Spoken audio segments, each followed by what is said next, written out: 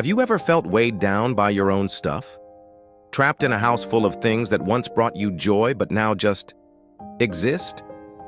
I was there. My life was a collection of objects, each one a memory, a what-if, a forgotten dream. But as I started to pack my life into boxes, I realized something profound. It wasn't about moving, it was about moving on.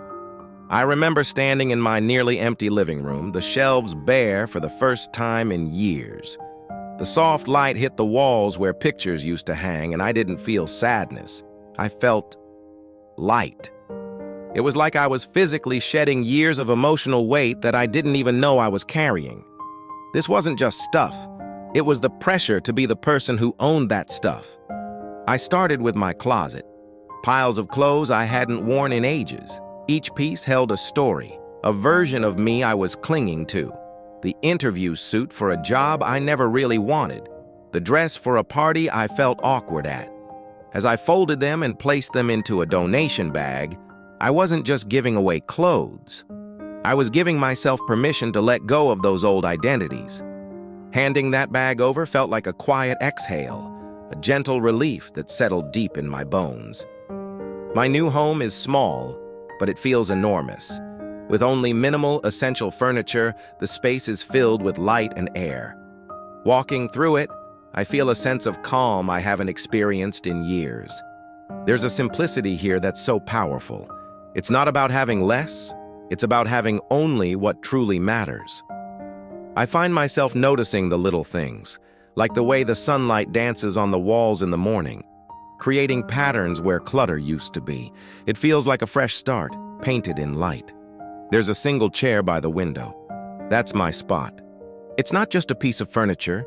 It's an invitation to be still, to think, to just be. In my old life, every surface was covered, every corner was full. There was no room for solitude. Here, solitude is a welcome guest.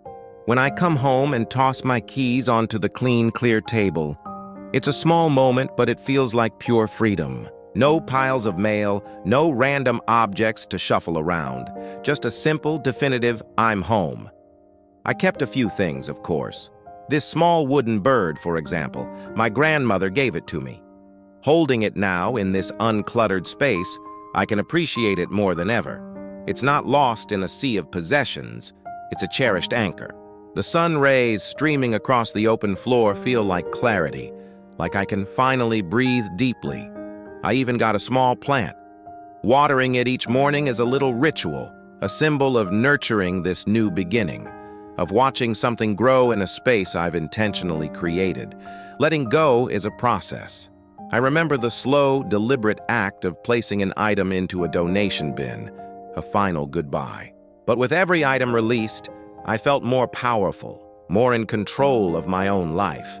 Standing in my simple, organized room isn't a sign of lack. It's a testament to empowerment. It's me, choosing my own narrative. Now, when I open my door, it feels like I'm opening it directly to the world outside. There's less holding me back, less to manage and maintain. I feel lighter, physically and emotionally. Walking down a path, my steps feel more buoyant, my heart less heavy. It's funny, I thought downsizing would be about sacrificing, about giving things up. But it turned out to be the greatest gift I could have ever given myself. It gave me space, clarity, and a sense of freedom I never expected, all by letting go. It gave me back to me.